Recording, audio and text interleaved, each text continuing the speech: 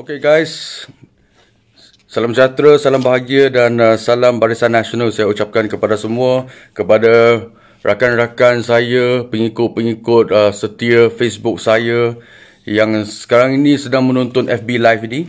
Okay, jadi pada hari ini tujuan saya membuat FB Live ini ialah untuk mengajukan beberapa soalan kepada mantan Menteri Kewangan negara, iaitu Yang Berhormat Lim Kuan Yew. Okey.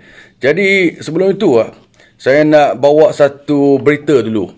Okey, saya nak mengucapkan tahniah syabas kepada Menteri Pengangkutan Malaysia, iaitu Yang Berhormat Datuk Seri Dr. Wee Ka Siong, kerana saya baru terima berita ini daripada beliau yang telah mengatakan bahawa Kerajaan Perikatan Nasional telah pun pada mesyuarat kabinet pagi tadi telah pun kita panggilkan telah bersetuju untuk membatalkan projek KVDT, iaitu Klang Valley Double Track Project ataupun projek landasan berkembang Lembah Kelang pagi tadi.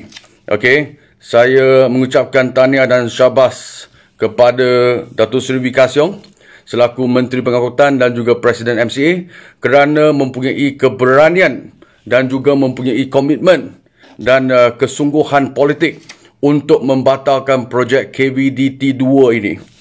Kenapa saya mengucapkan tahniah kepada Datuk Seri Wee Ka Siong?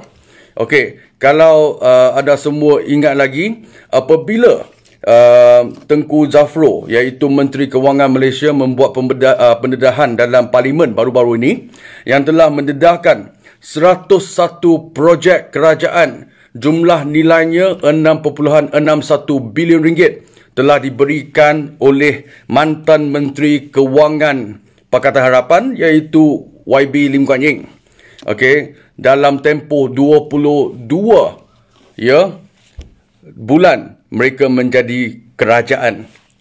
Dan dalam list itu, dalam senarai 101 projek itu, paling top sekali ialah projek KVDT 2 ini. Jadi apabila berita ini didedahkan oleh Tengku Zafrul dalam Parlimen baru-baru ini yang turut menggegarkan satu negara, dengan cepat Lim Kuan Yew telah membuat balas, telah mengadakan sidang media, dan dalam sidang media tersebut Lim Kuan Yew telah pun menuding jari kepada Kerajaan Barisan Nasional. Dia kata apa dulu? Dia kata senarai projek rundingan terus yang didedahkan Menteri Kewangan Tengku Datuk Seri Zafrul Tengku Abdul Aziz sebelum ini didakwa projek yang diwarisi daripada kerajaan terdahulu, iaitu Barisan Nasional. Dia kata projek-projek semua ini dilakukan ataupun diberikan dalam zaman kerajaan Barisan Nasional. Sebab itu Menteri Kewangan, mantan Menteri Kewangan Lim Kuan Yew telah pun meneruskan projek-projek yang telah diberikan oleh Kerajaan Barisan Nasional. Itu menjadi alasan beliau lah. Dia kata dia tak boleh nak batalkan kerana dia hanya mewarisi apa yang telah diberikan oleh Kerajaan Barisan Nasional. Jadi soalan yang pertama, saya nak tanya kepada Lim Kuan Yew. Pada hari ini, Wee Ka Siong selaku Menteri yang mewakili Barisan Nasional dalam Kerajaan Perikatan Nasional pada hari ini, mempunyai keberanian dan kesungguhan politik untuk membatalkan projek KVDT 2 ini. Kalau Wee Ka Siong boleh, kenapa Lim Kuan Yew tak boleh? Kalau beliau bersungguh-sungguh tidak mahu ataupun menolak amalan rundingan terus, sepatutnya beliau telah ataupun beliau akan membatalkan projek KVDT 2. Tetapi kenapa Lim Kuan Yew tidak buat ataupun tidak membatalkan projek itu sepanjang tempoh 22 bulan menjadi kerajaan ataupun Menteri Kewangan? Jadi soalan pertama saya, adakah Lim Kuan Yew ini betul-betul bersungguh-sungguh dalam menolak amalan rundingan terus? Direct nego. Kalau Lim Kuan Yew ini bersungguh-sungguh, takkan dia tak boleh nak batalkan projek? Kenapa apabila telah dibongkarkan dalam Dewan Rakyat, barulah beliau melatah? Dia kata ini semua projek yang diwarisi daripada Kerajaan Barisan Nasional. Itu soalan yang pertama. Yang kedua, ini dia. Sebenarnya kita semua tahu rundingan terus ini apabila dia membabitkan mempunyai elemen-elemen kepentingan negara ataupun kepentingan awam, sebenarnya amalan rundingan terus dibenarkan dalam pentadbiran kerajaan. Itu kita semua tahu. Okey. Lim Guan Eng pun tahu. Tetapi yang menjadi masalah yang terbesar ataupun masalah asas, masalah pokok sekarang ini ialah apa yang telah dijanjikan oleh Kerajaan Pakatan Harapan sebelum mereka menjadi kerajaan. Okey, izinkan saya untuk baca ya. Ini daripada berita yang bertarikh Oktober 15 tahun 2017. Ya, tajuknya Pakatan Harapan tawar janji reformasi 100 hari.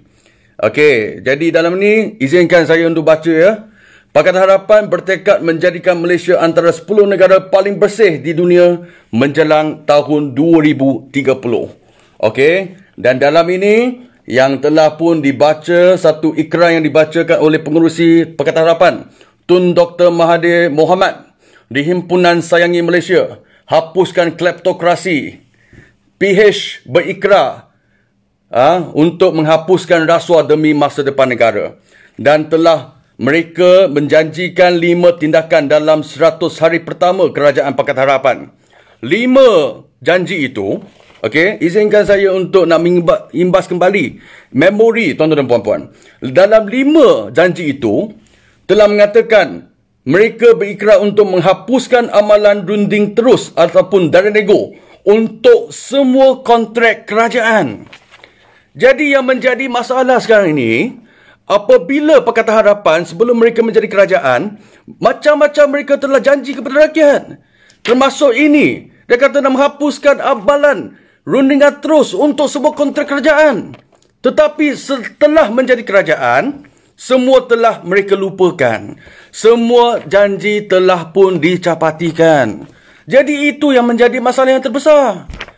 Itu soalan yang kedua saya nak ajukan kepada Lim Guan Eng. Yang ini ikrar yang telah dibacakan oleh Tun Dr. Mahathir turut disertai ataupun turut disokong oleh Lim Guan Eng. Jadi soalan dia, apabila Lim Guan Eng ini bersungguh-sungguh ya dalam memerangi gejala rasuah dan dalam menolak amalan rundingan terus ini, kenapa dalam masa 22 bulan menjadi kerajaan dan Menteri Kewangan, ya, Lim Guan Eng tak boleh nak batalkan kerajaan ataupun membatalkan projek-projek yang diberikan oleh kerajaan sebelum ini. Jadi pada hari ini, sekali lagi saya nak ucapkan tahniah syabas kepada Datuk Seri Dr. Wee Ka Siong, ya, kerana mempunyai keberanian.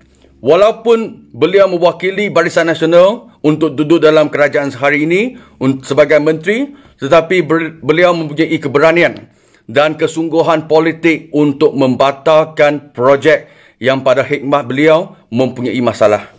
Okey, kalau Wee Ka Siong boleh buat, kenapa Lim Guan Eng tak boleh buat? Okey. Dan yang kedua, saya ulangi soalan yang kedua, apa yang telah dijanjikan oleh Pakatan Harapan iaitu untuk menolak amalan rundingan terus ini, kenapa tidak dapat dibuat ataupun tidak dapat ditepati oleh Lim Guan Eng? Okey, itu saja guys, tuan-tuan dan puan-puan.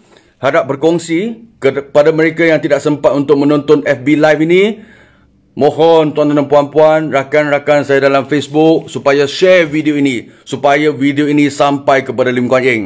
Jawab, jangan tak jawab. Okey, sekali lagi saya ucapkan terima kasih dan saya menanti, dan bukan saja saya lah, saya rasa seluruh rakyat Malaysia menunggu jawapan daripada YB Lim Guan Eng, mantan Menteri Kewangan Kerajaan Pakatan Harapan, dengan penuh kesabaran. Terima kasih. Salam sejahtera, salam bahagia dan salam Barisan Nasional. Thank you. Nandri Wanakam. Sisi. Terima kasih bersama Bro Jingo Channel. Mohon subscribe channel ini bagi mengikuti video menarik di masa akan datang. Jika anda menyukai berita ini, mohon like dan share sebagai tanda sokongan anda. Sokongan anda amat dihargai. Terima kasih.